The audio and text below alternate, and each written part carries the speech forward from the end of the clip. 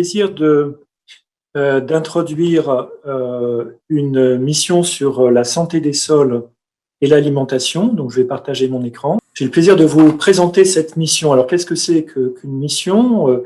C'est une demande qui a été faite par la Commission européenne, par la Direction générale de la recherche, de lancer des grandes idées, des grandes missions qui soient à même de transformer la société européenne pour la rapprocher de l'atteinte des objectifs du développement durable. Donc, cela s'inscrit dans l'agenda 2030 et puis on va le voir dans le pacte vert qui a été adopté par la Commission européenne.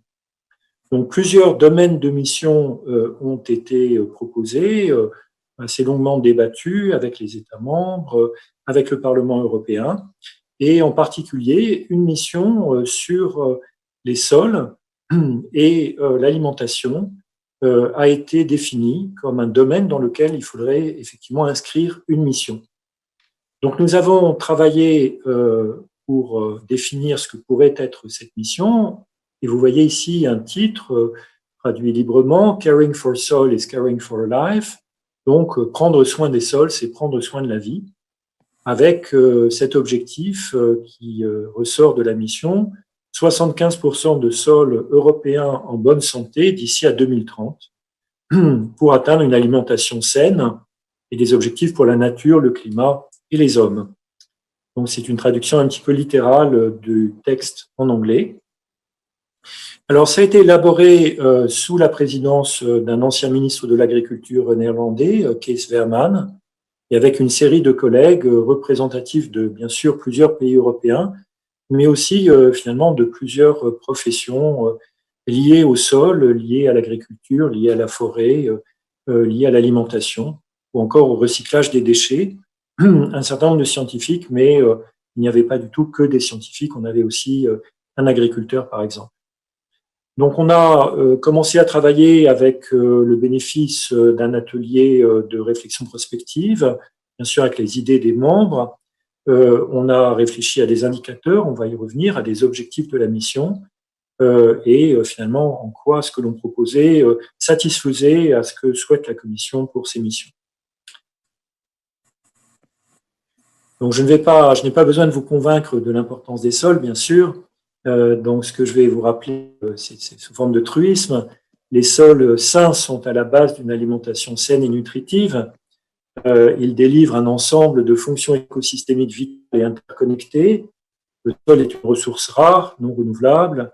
Les sols sont menacés, donc revenir avec l'étude qui a été faite grâce à l'aide du GRC, on arrive à une conclusion que 60 à 70% des sols européens ne sont pas en bonne santé. Et bien sûr, vous allez me demander ce que ça veut dire un sol en bonne santé, et je vais essayer de vous l'expliquer. La santé des sols est clé dans la mise en œuvre du pacte vert et des stratégies. On va y revenir lorsqu'on va commenter les objectifs au regard du pacte vert.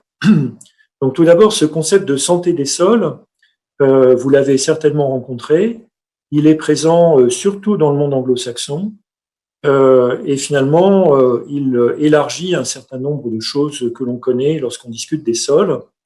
Nous avons essayé de formuler des indicateurs au nombre total de 8 concernant la santé des sols. Le premier, bien sûr, c'est la présence de polluants, donc des excès également de nutriments, une salinisation, donc une dégradation de l'état chimique du sol. Le deuxième renvoie à la matière organique, donc qui peut être quantifiée à partir du carbone, le carbone étant évidemment important au regard des enjeux climatiques. Ensuite, on passe à la structure du sol. On prend un ensemble de paramètres dont la densité apparente, mais aussi, vous venez d'en parler, l'absence d'imperméabilisation, mais aussi les questions d'érosion. On a ensuite des critères sur la biodiversité, qui demandent encore d'ailleurs des avancées méthodologiques, puis des critères sur le pH, les nutriments. Donc jusque-là, j'étais dans des critères qui concernent et des indicateurs qui concernent le sol lui-même.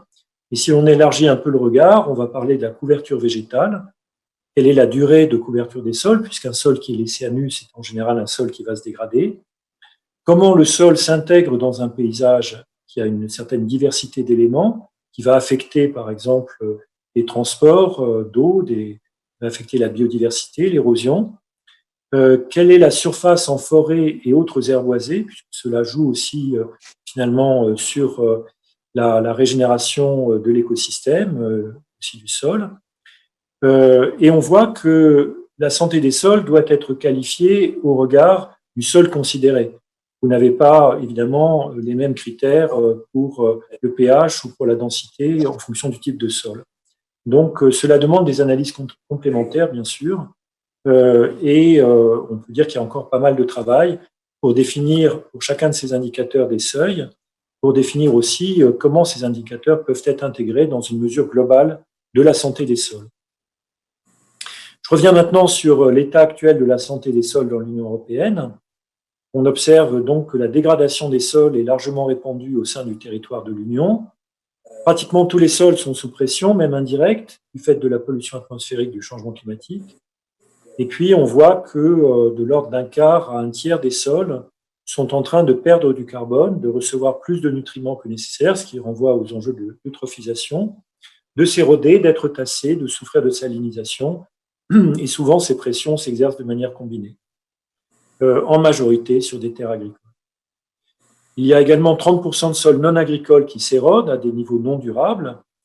Et puis, si l'on détaille les pressions sur les terres non agricoles, on en trouve d'autres, qu'il s'agisse de teneur insuffisante en carbone, du drainage des tourbes et donc perte de matière organique rapide, du tassement, des déchets, et puis à peu près la moitié de ces différentes pressions sont en combinaison avec de l'érosion. Alors, il faut souligner également les inconnues qui sont nombreuses, mais la première, c'est probablement le niveau de contamination et les procédures pour la gestion des déchets qui, à l'échelle de l'Europe, constituent des inconnues importants.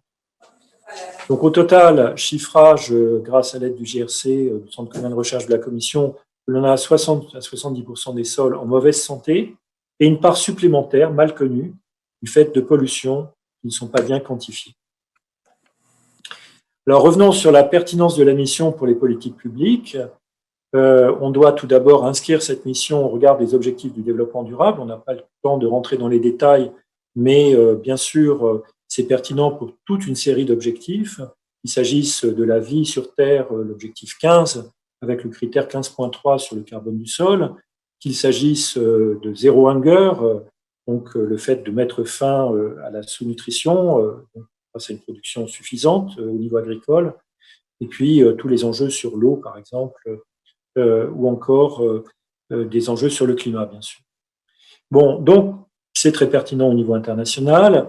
C'est très pertinent également au regard du pacte vert qu'a adopté l'Union européenne avec ses stratégies biodiversité, de la ferme à la table, stratégie sur la forêt, stratégie zéro pollution et loi sur le climat, toutes ces stratégies étant soit adoptées, soit proches de l'être prochainement.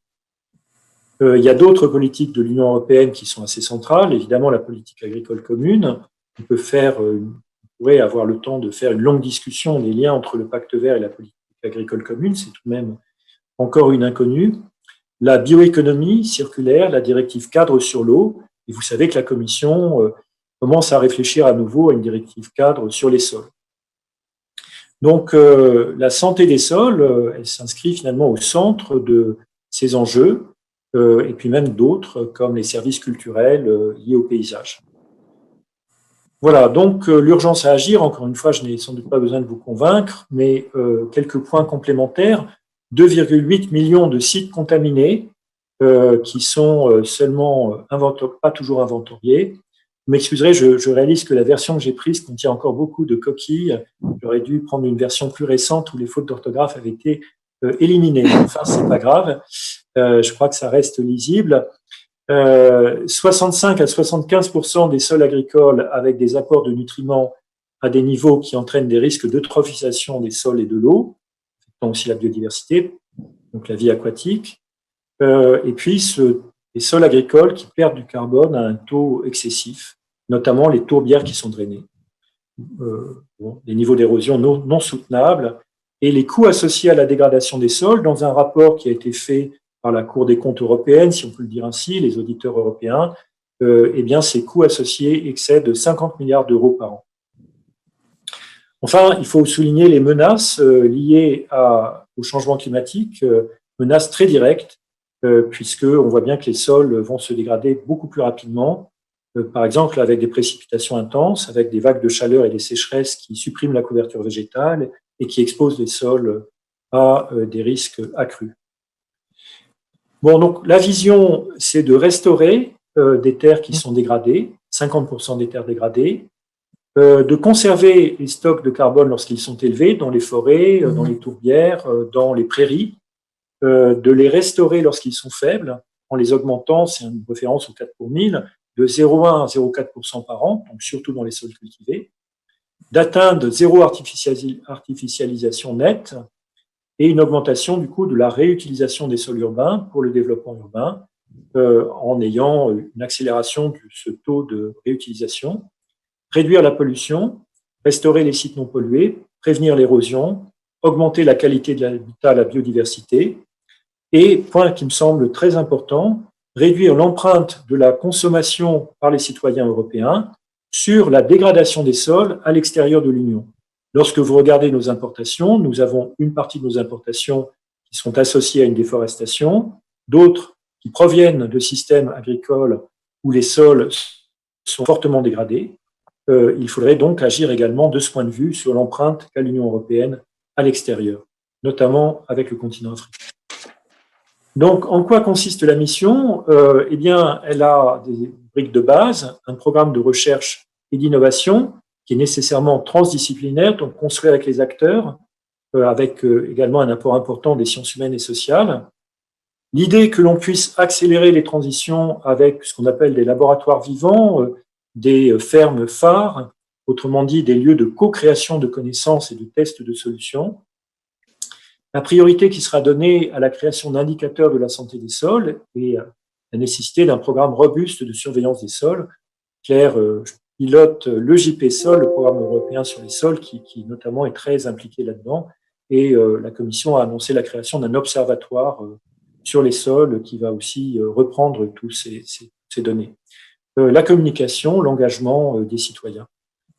Donc, si on détaille très rapidement cette idée de laboratoire vivant, c'est des espaces de co-innovation avec des recherches transdisciplinaires, systémiques, des fermes phares, disons, pour la démonstration de solutions, et des objectifs, là aussi, très ambitieux,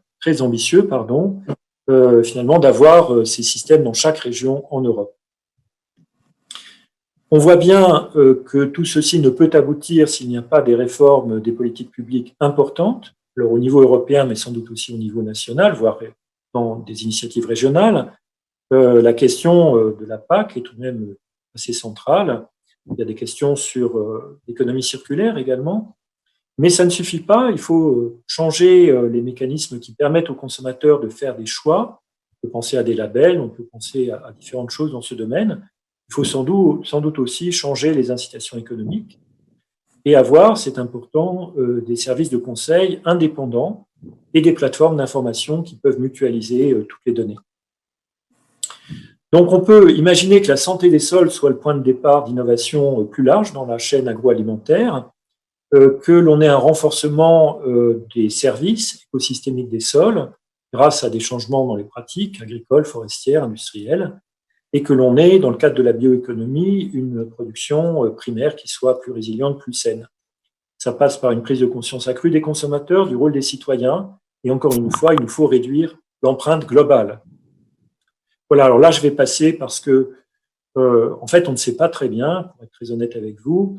La Commission réalise que tout ça est très ambitieux et nous demande du temps pour réfléchir entre les différentes DG à comment elle va vraiment s'emparer du sujet. Donc, il y aura probablement des analyses complémentaires dans ce domaine au cours de l'année 2021. Et puis, bien sûr, on a communiqué à travers des événements. On était au Salon de l'Agriculture, on était dans des journées du sol, et puis il y a eu beaucoup de choses qui ont été échangées avec différentes formes d'enquête, de retour d'opinion, etc.